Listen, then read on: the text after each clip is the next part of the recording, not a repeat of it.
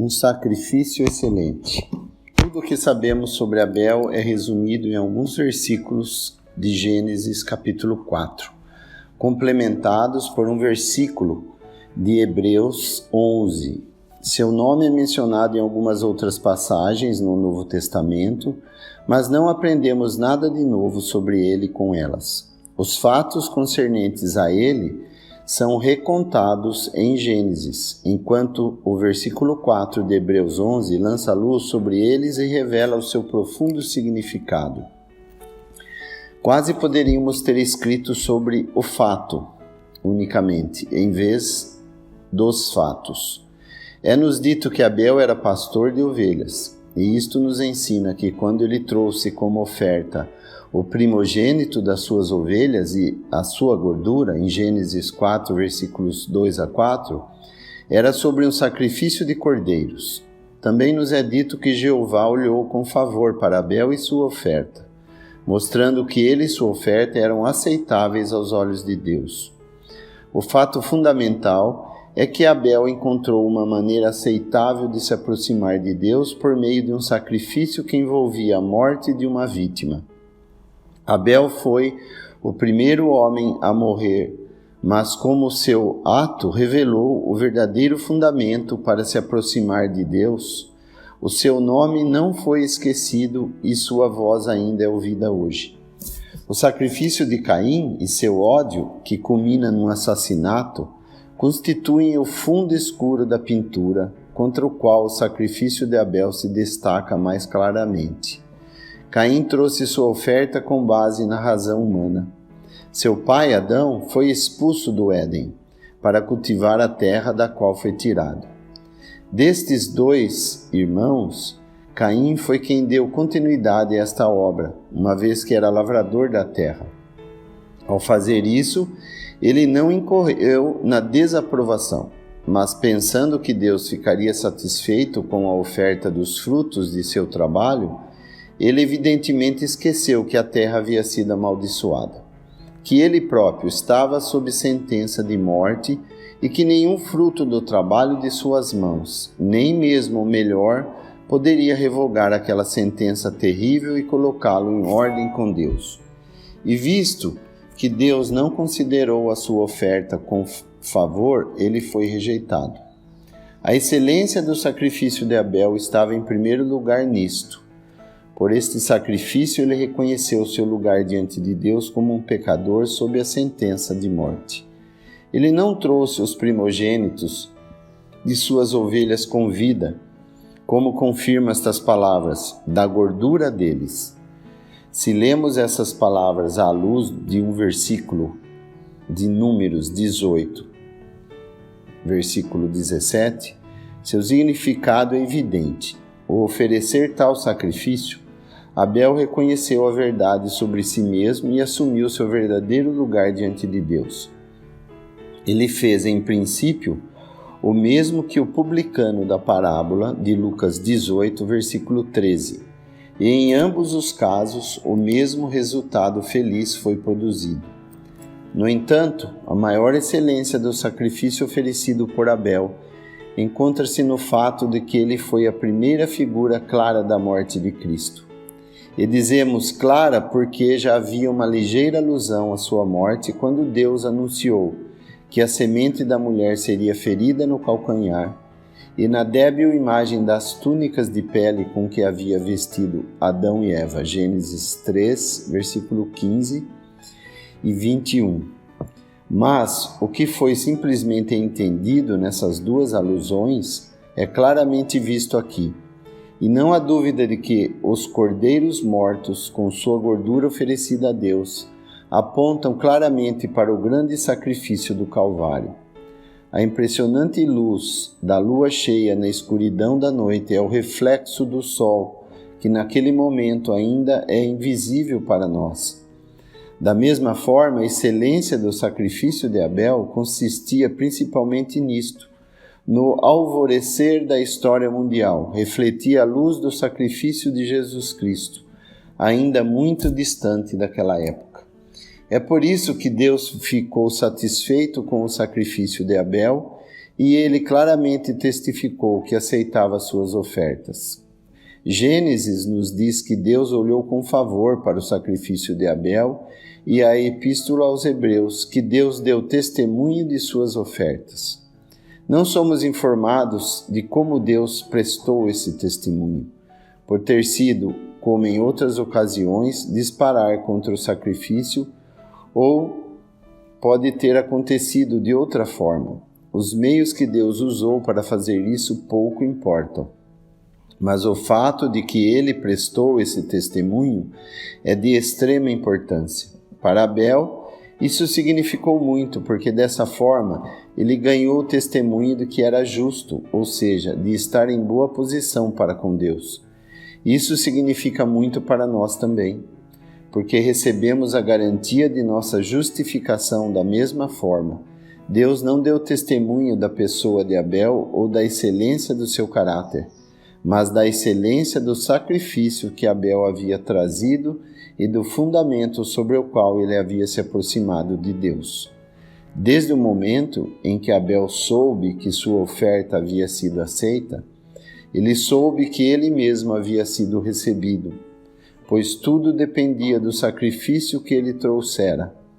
A aceitação de seu sacrifício deu-lhe a certeza de que estava em ordem com Deus.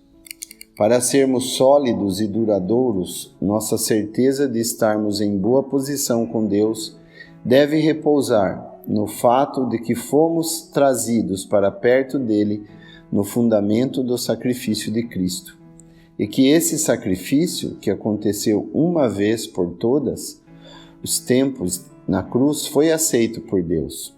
Como Deus deu testemunho de ter aceitado o sacrifício expiatório de Cristo? Podemos responder a essa pergunta sem nenhuma incerteza. Louvado seja Deus! Não sabemos exatamente como Deus deu testemunho do sacrifício de Abel, mas sabemos sem dúvida como ele deu testemunho do sacrifício de Cristo. Em Hebreus 10 nos diz que Cristo, abre aspas, tendo oferecido um único sacrifício pelos pecados, uma vez para sempre, assentou-se à destra de Deus, porque com uma só oferta tornou o sacrifício perfeito para sempre. Versículos 12 a 14. Sua ressurreição e o fato de estar sentado à direita de Deus são o testemunho divino do valor supremo de seu sacrifício. Para aquele que oferece o sacrifício, o testemunho que Deus dá da sua aceitação é a prova de que ele é justo diante de Deus. Essa é a declaração de Hebreus 11, versículo 4, a respeito de Abel.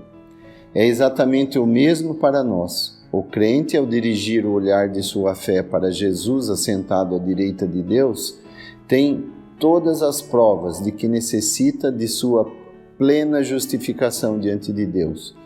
Não podemos enfatizar esse ponto o suficiente. Se tentarmos obter a certeza da nossa justificação de outra maneira, por exemplo, prestando atenção aos nossos sentimentos, nossas experiências ou mesmo a nossa fé, inevitavelmente cairemos na incerteza. Deus não testifica de nenhuma dessas coisas, porque nenhuma delas é perfeita, de modo que qualquer testemunho que pudesse ser dado delas seria apenas um testemunho humano. O testemunho de Deus é dado ao sacrifício perfeito de Cristo.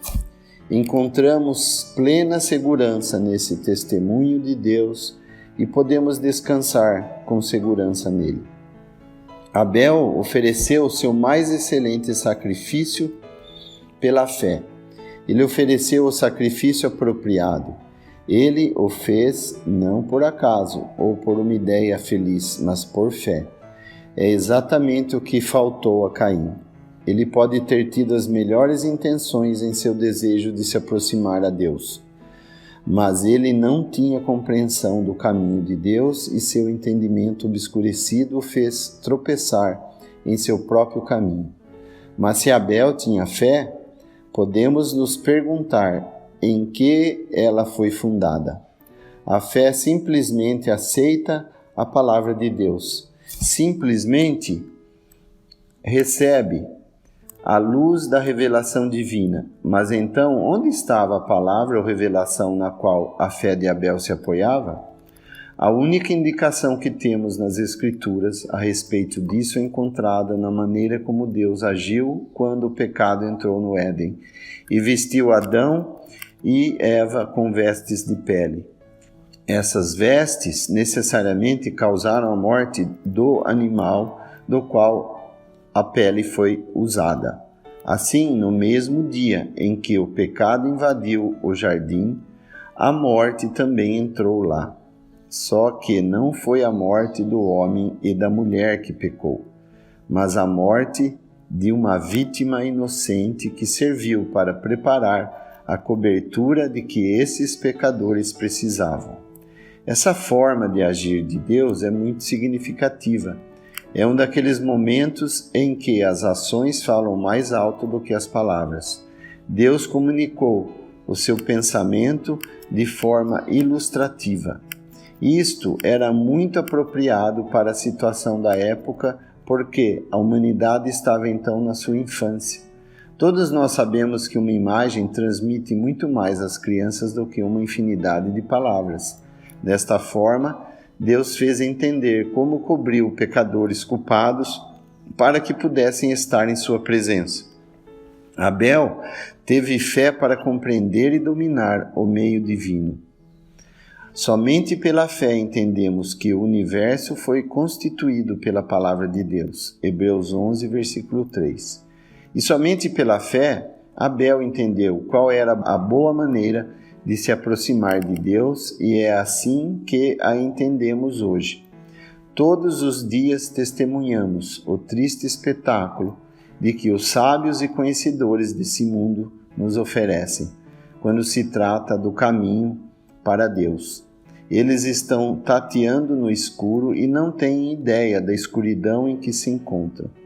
Embora o curso de nossas reflexões tenhamos lidado com a fé por último, ela vem primeiro em Hebreus 11:4, porque no que nos diz respeito a este é o ponto de partida. Com relação a Deus, o sacrifício com seu valor supremo e eterno vem em primeiro lugar. Assim são seus pensamentos e assim foi historicamente, porque aconteceu muitos séculos antes do nosso nascimento. Mas no que nos diz respeito à fé, vem em primeiro lugar. A partir daí começamos e em seguida todos os outros elementos são ordenados em seus lugares correspondentes. A ordem neste versículo de Hebreus 11 é a seguinte: fé, sacrifício, testemunho, justificação e palavras.